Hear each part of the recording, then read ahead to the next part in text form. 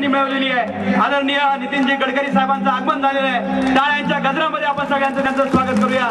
धन्यवाद। धन्यवाद। मी घोषणा देतोय, सर्वांनी घोषणा द्यायची आहे। भारत माता नितीनजी गडकरी आगे बढ़ो, नितीनजी गडकरी आगे बढ़ो। भारतीय जनता पक्षाचं नितीनजींचं स्वागत टाळ्यांच्या गजरात करा। भारत माता की, भारत माता की। भारतीय जनता पक्षाचा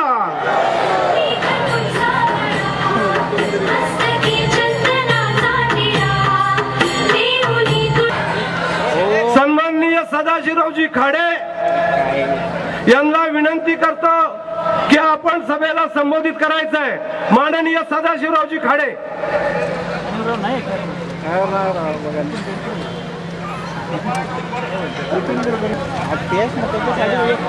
ओरडतोय द्या ना त्यांना कोण कदम थोडीशी सुधारणा करतो, ते करतील अशी त्यांना मी विनंती करतो।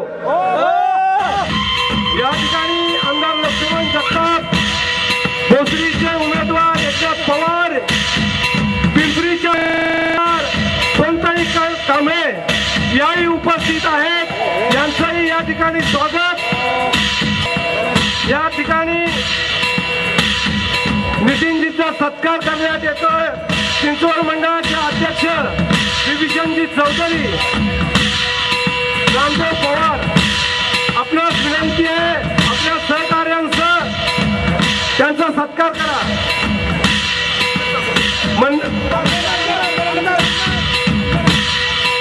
चिंचवड मंडळाच्या वतीने या ठिकाणी नितीन हो नेते अरे पुढे उमेदवारांना भारतीय जनता पार्टीचा, भारतीय जनता पार्टीचा, भाजप युतीचा नितीनजी आप आगे बढ़ो। प्रचारार्थ आज इथं या देशाचे केंद्रीय मंत्री आणि आपल्या सर्वांचे मार्गदर्शक माननीय नितीनजी गडकरी साहेब आज या कार्यक्रमाला अभिवादन करून आजच्या या निवडणुकीच्या सभेचे सन्माननीय अध्यक्ष आणि त्याचबरोबर आपल्या सर्वांचे अतिशय आवडते लोकप्रिय नेते आदरणीय नितीनरावजी गडकरी साहेब मंचेकर उपस्थितीला सोडून इतर कुठलाही आमदार या पुणे जिल्ह्यामध्ये आणि पिंपरी चिंचवड शहराच्या आसपास आपल्याला दिसेल। सगळ्याच्या सगळे आमदार हे भाजप महायुतीचेच या शहरामध्ये आणि या जिल्ह्यामध्ये लागतील। त्याबद्दल मी तुमचं मनपूर्वक आभार मानते। हेच देशप्रेम आपर्यंत आपली कुठलीही प्रगती होणार नाही, तोपर्यंत आपले प्रश्न मिटणार नाहीत। या शहराचा प्रश्न मिटत नाही म्हणून लक्ष्मण भाऊ जगताप हे शेवटी भाजपमध्ये आलेत आणि करते की आपण आपला बहुमोल मत भाजप आघाडीला आपलं बहुमोल मत द्या। एक स्थिर सरकार महाराष्ट्राला अरे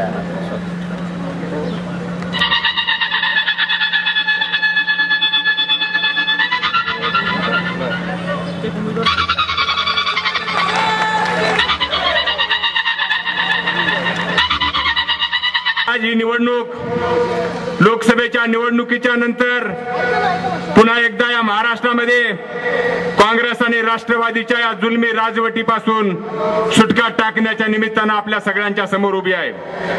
बंधू आणि भगिनींनो, महाराष्ट्राचे प्रश्न कदाचित वेगळे असतील, परंतु पिंपरी चिंचवडचे प्रश्न अर्धा गुंठा स्वतःच्या गळ्यातलं मणी मंगळसूत्र विकून या शहरामधल्या सर्वसामान्य माणसाने ते घर बांधलेले आहे।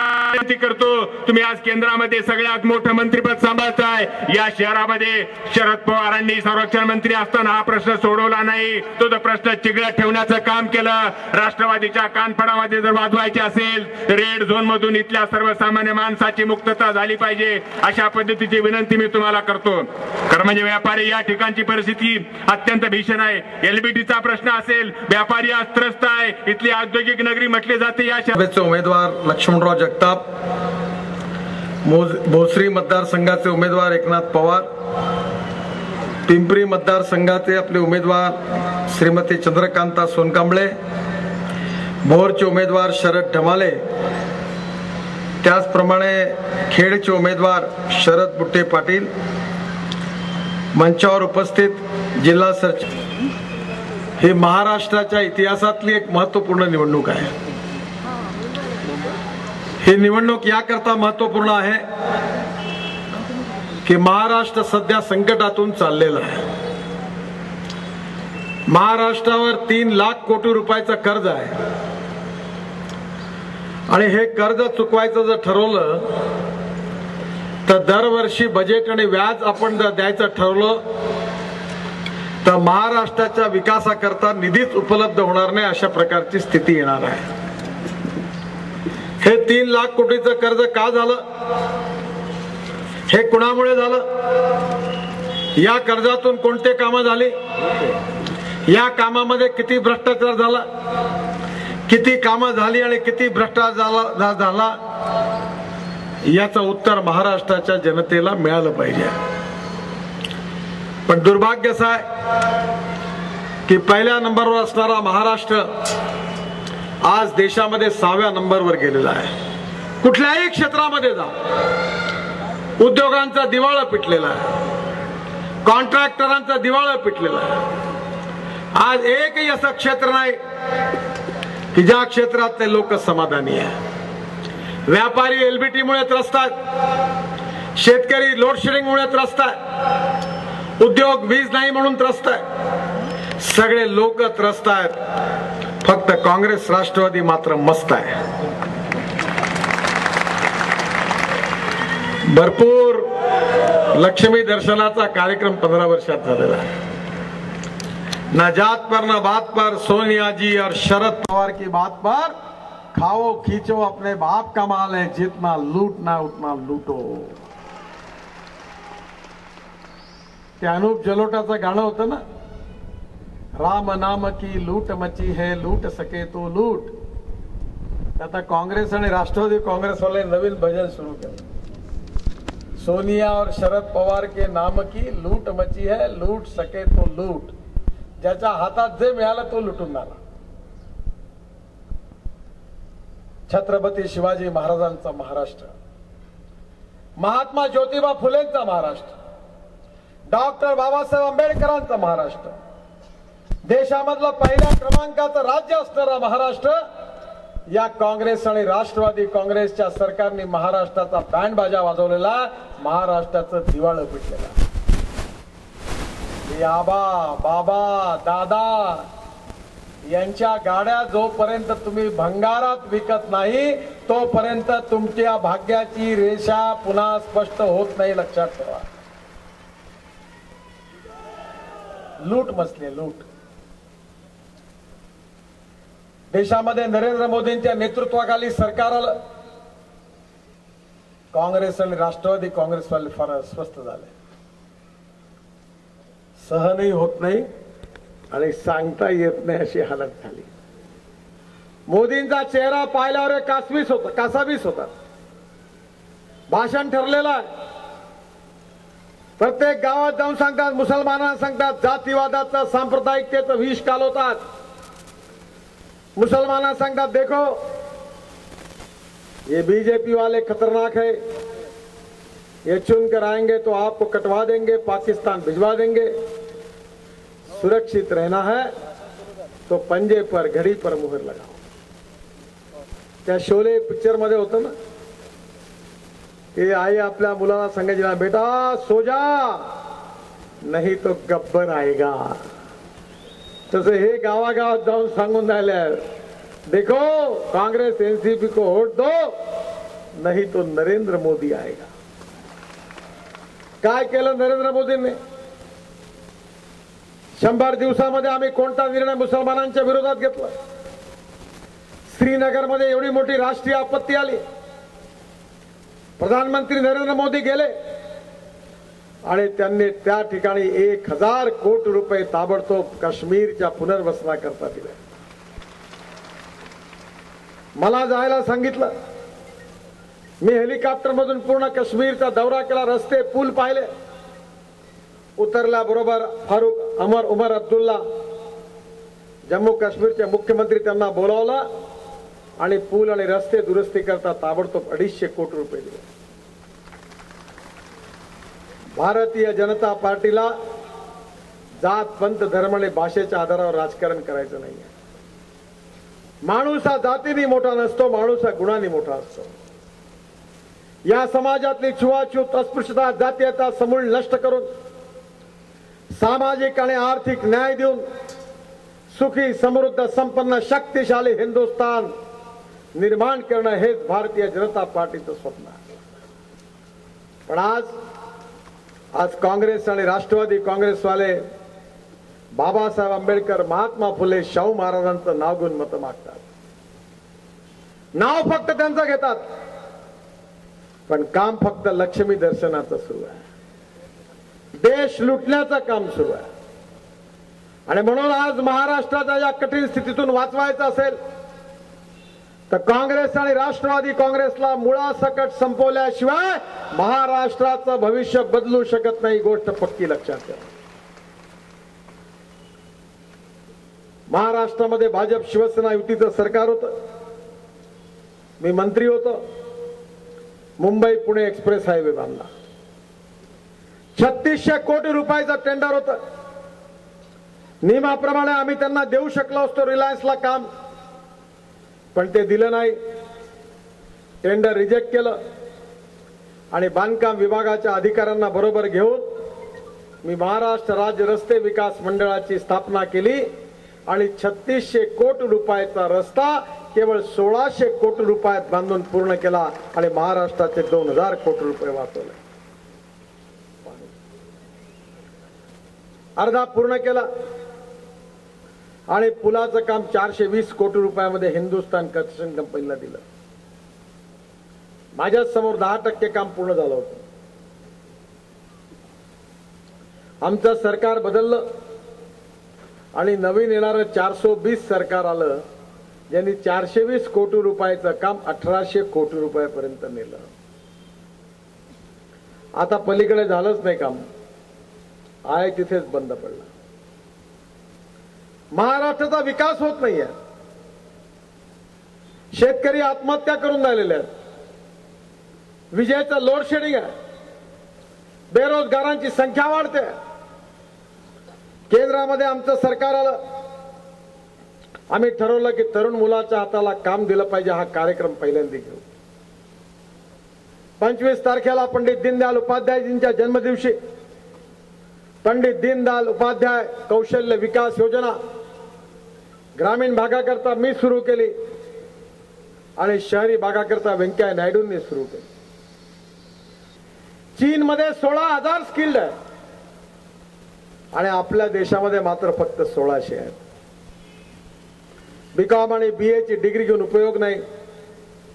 आता व्यवसायाभिमुख तांत्रिक शिक्षणाबरोबर कौशल्य शिक्षणाची आवश्यकता आहे. मी कॅनडामध्ये गेलो होतो. तिथल्या जंगलामध्ये हॉटेलमध्ये काम करणारे वेटर्स, त्या ठिकाणी स्वयंपाक करणारी मुलं, ही महाराष्ट्रातल्या पुणे जिल्ह्यातली, सातारा जिल्ह्यातल्या मुलांना त्या ठिकाणी रोजगार मिळाला होता. आज खऱ्या अर्थाने आपल्या देशामध्ये सगळं काही आहे. खनिज संपत्ती आहे, पेट्रोल आहे, क्रूड ऑइल आहे, विज्ञान आहे, तंत्रविज्ञान आहे. आपला देश समृद्ध आहे, संपन्न आहे. शेती आहे, पाणी आहे, पर्वत आहे, नद्या आहे, नाले आहेत. पण आम्ही श्रीमंत देशाचे धनवान नागरिक, धनवान श्रीमंत देशाचे गरीब नागरिक आहोत. गरिबी, भूकमरी आणि बेरोजगारीने आम्हाला त्रस्त केलेला आहे. 1947 साली भारताला स्वातंत्र्य मिळालं. आज 67 वर्ष झाले. 7% आमची लोकसंख्या अशी आहे की आमच्या आया बहिणीची इज्जत राखण्याकरता आम्हाला कुपाचा संडास देखील बांधू शकलो नाही. शेतकरी मेहनत करतात, परिश्रम करतात. टोपी भूविकास बँकेकडे गहाण आहे, कुर्ता सावकाराकडे गहाण आणि धोतर राष्ट्रीयकृत बँकेत गहाण आहे. अशी शेतकऱ्याची स्थिती आहे. कापूस स्वस्त आहे, कापड महाग आहे. गहू स्वस्त आहे, ब्रेड बिस्किट महाग आहे. संत्रा मोसंबी स्वस्त आहे, ज्यूस महाग आहे. मुंबई सारख्या शहरामध्ये भांडे घासायची माती देखील 18 रुपये किलोच्या भावाने मिळते, पण गहू आणि तांदूळ आणि ज्वारीला आम्ही 13 रुपये आणि 14 रुपयाचा भाव देऊ शकत नाही. मला सांगितलं की पिंपरी चिंचवड मध्ये अनधिकृत बांधकामाचा प्रश्न फार मोठा आहे. हा प्रश्न नागपूरलाही आहे, हा प्रश्न सगळ्या महाराष्ट्रात आहे. हा का निर्माण झाला, कसा सोडवायचा ते मी तुम्हाला सांगेन, पण हा निर्माण का झाला, हा निर्माण झाला याला कारण कोण आहे? आम्ही चुकीचं धोरण स्वीकारलं. पंडित जवाहरलाल नेहरू देशाचे प्रधानमंत्री झाले, त्यांनी सांगितलं की आम्ही पहिले इंडस्ट्री टाकू. सरकारने हॉटेल उभे केले, सरकारने स्टील इंडस्ट्री टाकले, सरकारने पॉवर प्रोजेक्ट टाकले. गावाकडे दुर्लक्ष केलं. गावात प्यायला पाणी नाही, शाळेची बिल्डिंग असेल तर विद्यार्थी नाही, विद्यार्थी नाही तर बिल्डिंग नाही, दोन्ही असेल तर शिक्षक नाही, तिन्ही असेल तर शिक्षण नाही. हॉस्पिटलची अवस्था अशीच, डॉक्टर असेल तर औषध नाही, औषध असेल तर डॉक्टर नाही, दोन्ही असेल तर नर्स नाही, तिन्ही असेल तर कोण मरायला जाईल अशी दवाखान्याची हालत. गावात जायला रस्ते नाही, प्यायला पाणी नाही, शेतमालाला किंमत नाही, शेतीला पाणी नाही, गावं ओस पडली. ते शेतकरी संघर्ष आंदोलनात नारा द्यायचे की साहेबाची मुलगी काय म्हणते, शेतकरी नवरा नको म्हणते. आम्ही रुरल आणि ऍग्रिकल्चर इकॉनॉमीचा बँड बाजा वाजवला, गावाला महत्व दिले नाही आणि गावातले तरुण मुलं रोजगाराकरता आपली गावं सोडून पिंपरी चिंचवड, पुणे, नागपूर, मुंबईमध्ये आली आणि त्यांच्या वस्त्या एकामागून होत गेल्या. गावं ओस पडली आणि शहरं वाढली. मी इस्रायलमध्ये गेलो होतो. मी शेतकरी या शेतीचा जवळून 3 साखर कारखाने चालवतो. आपला शेतकरी पेट्रोल, डिझेल आणि गॅस तयार करू शकतो. मी 7 वर्ष झाले प्रयत्न करतोय की शेतकऱ्यांनी जर वीज, पेट्रोल, तुमच्या पिंपरी चिंचवड शहराला जेवढी वीज लागते तेवढी वीज आम्ही शेतकरी तयार करतो. शेतकरी वीज तयार करू शकतो, पेट्रोल डिझेल तयार करू शकतो. शेतकऱ्यांनी तयार केलेल्या इथेनॉलवर जे 100% बायोफ्युएल आहे, ज्यात 95% CO2चं इमिशन आहे, कार्बन डायऑक्साईड नाही आहे, प्रदूषणापासून मुक्त आहे, अशी पहिली ग्रीन बस नागपूर शहरामध्ये चालू आहे. एअर कंडिशन बस चालू आहे, तुम्ही बघायला या. या देशातला शेतकरी पेट्रोल, डिझेल आणि गॅस तयार करू शकतो. पण या काँग्रेसच्या सरकारने, राष्ट्रवादीच्या सरकारने कधी शेतकऱ्याला प्रोत्साहन दिलं नाही. तर आम्ही 6 लाख कोटी रुपये खर्च करून पेट्रोल, डिझेल आणि गॅस आयात करतो. शेतकरी मरून राहिलेला आहे, पण शेतकऱ्याला अनुकूल असे धोरणच आम्ही आखले नाही. अनधिकृत लेआउट निर्माण झाले, चुन्याच्या रेषा पाडून घरं बनली, बंगले बनले, बिल्डिंगा बनल्या. गरिबांनी आपलं सोनं नाणं विकून बँकेत घाण टाकून घरं विकत घेतली. आता आपण म्हणतोय घरं पाडा. हे अनधिकृत बांधकामं निर्माण झाली याचं कारण महाराष्ट्रातल्या काँग्रेस आणि राष्ट्रवादी काँग्रेस सरकारचं धोरण आहे. डेव्हलपमेंट प्लॅन मध्ये बदल करायचा असेल तर केस टू केस. लक्ष्मणराव जगताप तुम्हाला माहिती आहे ना, केस टू केस. तुम्हाला जुन्या सहवासात अनुभव आला असेल केस टू केस म्हणजे काय आहे. आणि केस टू केस म्हणून हा मुख्यमंत्री कुठून आमच्या छातीवर आला. शरद पवार काही वेळा फार चांगलं, खरं आणि योग्य बोलतात. त्यांनी सांगितलं या पृथ्वीराज चव्हाणच्या हाताला लखवा मारलेला आहे. हा लखवाचा मुख्यमंत्री हा महाराष्ट्राचा वाटोळ करायला आला. तिकडे दिल्लीत मनमोहन सिंगांनी आणि इकडे या पृथ्वीराज चव्हाणांनी निर्णयच घेत नाही. पण आचारसंहिता लागायच्या 15 दिवस आधी आता लखवाच निघून गेला. रात्रंदिवस सह्या करतो. शरद पवार साहेब एक कमिशन अपॉइंट करा आणि 15 दिवसात लखवा छाप मुख्यमंत्र्याचा लखवा कसा गायब झाला याचा रिपोर्ट महाराष्ट्राच्या जनतेला सांगा. हा पृथ्वीराज चव्हाण म्हणजे एवढा अकार्यक्षम, हा ग्रामपंचायत सरपंच बनायच्या लायकीचा नाही हो. ते राज ठाकरे म्हणे कुठल्या तरी मराठी चित्रपटात जुन्या काळी एक विलन होता ना, कोणतरी होता त्याच्या चेहऱ्यासारखा असा असा करतो म्हणे काहीतरी. भयंकर कंटाळा आला. एका परिवारामध्ये मुलगा होत नव्हता. त्यांनी नवस केला देवाला. देव प्रसन्न झाला, पाळणा हल्ला, मुलगा झाला, नाव ठेवलं पृथ्वीराज. आणि जेव्हा 25 वर्षाचा झाला तेव्हा माय बाप म्हणाले नसता झाला तर बरं झालं असतं, कुठून झाला. आणि वाट लावली महाराष्ट्राची. मग पेन कागदाजवळ नेतो, मग पुन्हा पेन खिशात टाकतो, मग पुन्हा काढतो, पुन्हा ठेवतो, पुन्हा काढतो, पुन्हा ठेवतो, मग कागद हातात घेतो, म्हणतो बघतो, ठेवून देतो. निर्णयच घेत नाही. आणि आज महाराष्ट्राचा वाटोळा काँग्रेस आणि राष्ट्रवादी काँग्रेसने केलेला. देशाचं चित्र बदलत आहे. प्रधानमंत्र्यांनी प्रधानमंत्री जनधन योजना आम्ही आणली. 4.5 कोटी लोकांचे अकाउंट बँकेत उघडले. 1 लाखाचा ऍक्सिडेंटचा इन्शुरन्स आणि 30,000चा लाईफ इन्शुरन्स प्रत्येक गरीब माणसाला मिळणार आहे. आणि 6 महिने त्यांनी अकाउंट बरोबर केला तर त्याला 5,000 कोटी रुपयाचा डेबिट कार्ड मिळणार आहे. आणि हे जर मिळालं त्यांनी व्यवहार नीट केला तर प्रत्येक गरीब माणसाला बँकेतून कर्ज मिळणार आहे. माझ्या बांधवांनो बहिणींनो, यावर्षी माझ्या खात्याकडनं मी 2,000 कोटी रुपये ग्रामीण भागातल्या महिला बचत गटाचं इंटरेस्ट रेट 4% कमी करण्याकरता पैसे दिले. आम्हाला या देशाचं भविष्य बदलवायचं आहे. बेरोजगारांना रोजगार द्यायचा आहे. गावाचा विकास करायचा आहे. 24 तास वीज द्यायची आहे. सुखी समृद्ध संपन्न शक्तिशाली महाराष्ट्र देशामध्ये पहिल्या नंबरवर पोहोचवायचा आहे. नरेंद्र मोदी अमेरिकेत गेले. तुम्ही टीव्हीवर बघता. अमेरिकेतल्या हजारो लोकांनी नरेंद्र मोदींचं स्वागत केलं. रस्त्यावर येऊन स्वागत केलं.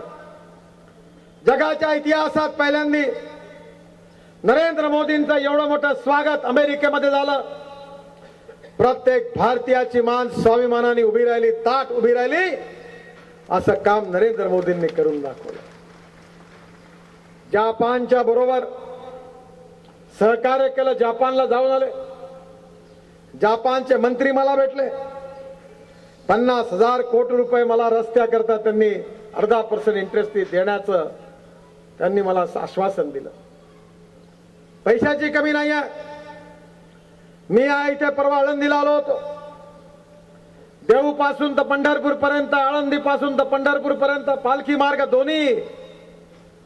मी सांगितलं दोन्ही पालखी मार्ग 5,000 कोटी रुपये खर्च करून तुम्हाला 4 लेन कॉन्क्रीटचे करून देईन. अमरावती ते सुरत 4 लेन कॉन्क्रीटचा रोड 7,000 कोटीचा मंजूर केला. मुंबई गोवा रस्त्यावर 12 पुलाचं एकाच वेळी भूमिपूजन केलं. पूर्ण मुंबई गोवा रस्ता 4 लेन कॉन्क्रीटचा हातात घेतला. सोलापूर, गाणगापूर, गुलबर्गा 4,000 कोटीचा रस्ता घेतला. 100 दिवसामध्ये 40,000 कोटी रुपयाची कामं महाराष्ट्राकरता मंजूर केली. नागपूरला मेट्रो मंजूर झाली तर पृथ्वीराज चव्हाण म्हणाले पुण्यात का झाली नाही. पुण्यात पण होणार आहे. पण मी खासदार झाल्यानंतर 3 महिन्यात नागपूरला 15,000 कोटीची कामं केली. मी तिथला खासदार आहे. मी माझ्या कामाचं फॉलोअप केलं. पुण्याची फाईल कुठे पडली होती माहिती नाही, कोणी पुढे सांगितलं नाही. पृथ्वीराज चव्हाण बोलले नाही, मंत्रालयात पडून होते. मी नागपूरच्या मंजुरी आणल्या आणि प्रधानमंत्री भूमिपूजनाला आले तर या पृथ्वीराज चव्हाणचं पोट दुखलं.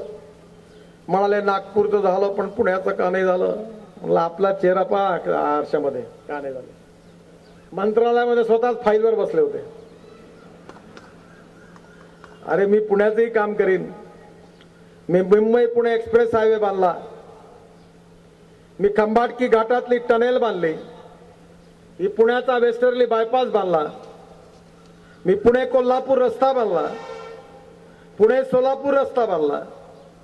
मी कधीच विकासाच्या बाबतीत भेदभाव केला नाही. पण या सरकारने आपला प्रस्ताव दिला नाही तर काय करणार. आणि म्हणून केंद्रातलं सरकार हे जातीवादाचं आणि सांप्रदायिकतेचं राजकारण करणारं सरकार नाही आहे. हे सरकार विकासाचं राजकारण करणारं सरकार आहे. आम्हाला गरिबी हटवायची आहे, बेरोजगारांना रोजगार द्यायचा आहे, शेतकऱ्याच्या मालाला किंमत द्यायची आहे, गावाचा विकास करायचा आहे, गावाचा आत्मा राहील आणि शहराच्या सुविधा राहतील असं हिंदुस्थान मधली गाव आम्हाला घडवायची आहे.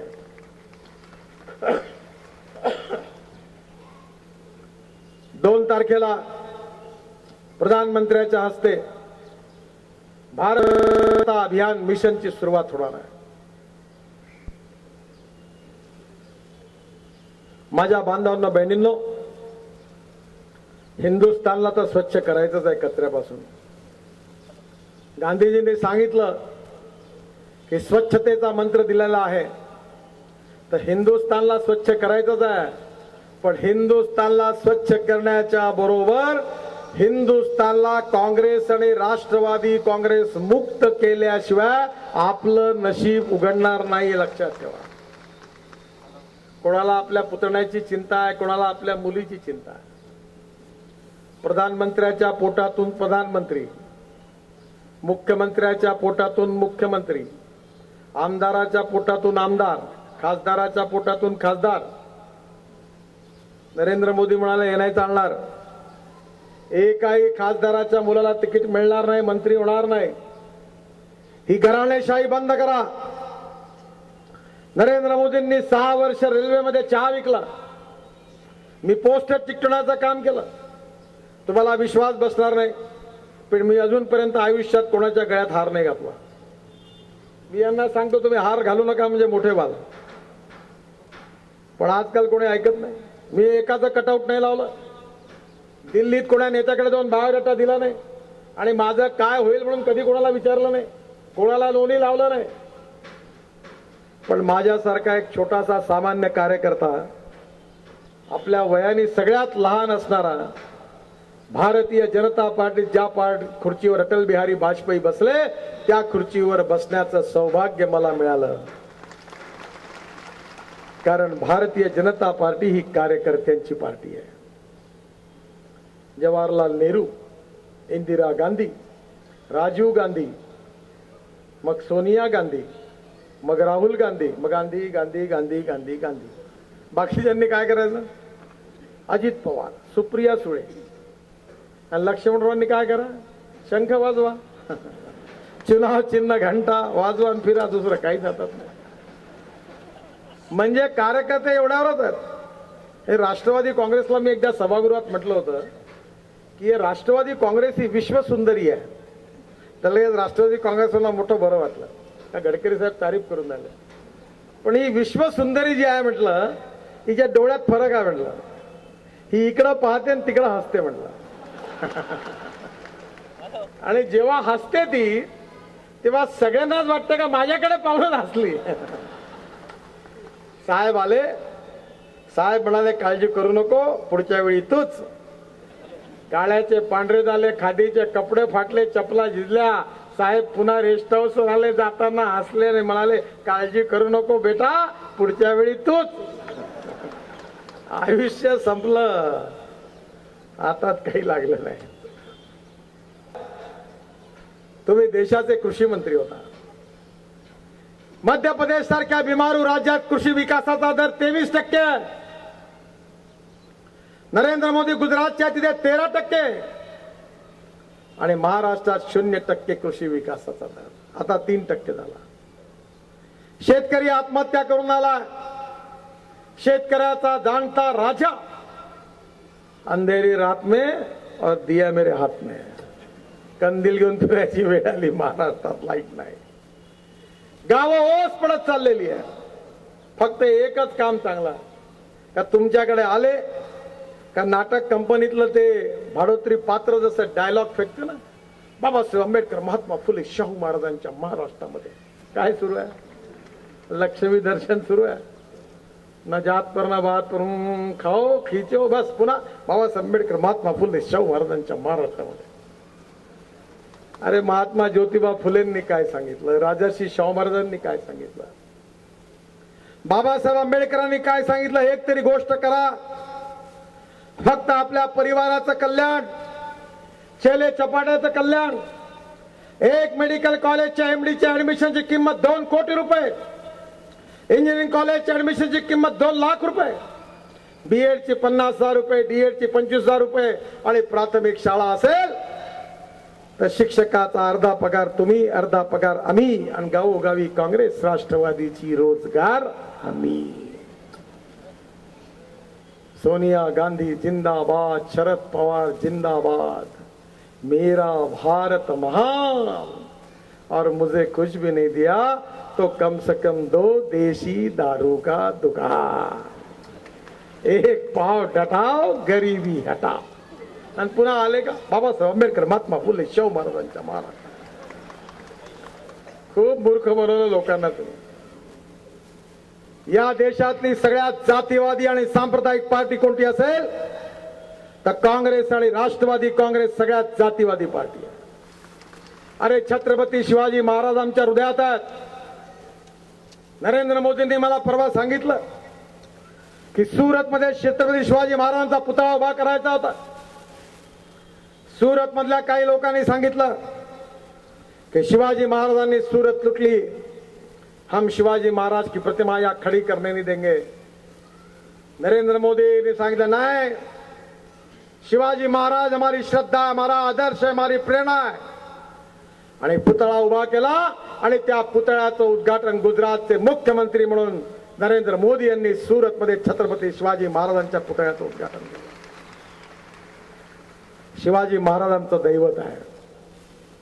आमच्या देवघरात, आमच्या घरात, आमच्या बेडरूम मध्ये, आमच्या ऑफिस मध्ये एकच फोटो आहे. आई वडिलांच्या नंतर आमचं दैवत एकच आहे, छत्रपती शिवाजी महाराज. आदर्श राजा. राज्य कसं असावं याचं मूर्तिमंत उदाहरण छत्रपती शिवाजी महाराज आहेत. यशवंत, कीर्तिवंत, वरदवंत, सामर्थ्यवंत, जाणता राजा, निश्चयाचा महामेरू, बहुत जनासी आधारू, अखंड स्थितीचा निदारू, श्रीमंत योगी, हे ज्यांचं वर्णन केलं ते छत्रपती शिवाजी महाराज आमचे आदर्श आहे. महाराष्ट्रामध्ये शिवशाही स्थापन करायची आहे. आता युतीचं राजकारण सोडून द्या. ज्याप्रमाणे दिल्लीमध्ये नरेंद्र मोदींच्या नेतृत्वाखाली एक छत्री भारतीय जनता पार्टीचं शासन आहे, तसंच महाराष्ट्रामध्ये पुन्हा एकदा एक छत्री भारतीय जनता पार्टीचं शासन आणा. भारतीय जनता पार्टीला विजयी करा. जे 25 वर्षात नाही झालं ते 5 वर्षात आम्ही करून दाखवू याचा विश्वास देण्याकरता मी तुमच्याकडे आलो आहे. अनधिकृत बांधकाम तोडण्याचा प्रश्न उद्भवतच नाही. या गरीब लोकांची बांधकाम वाचवण्याचा आम्ही पूर्ण प्रयत्न करू, हा विश्वास मी तुम्हाला सगळ्यांना देतो.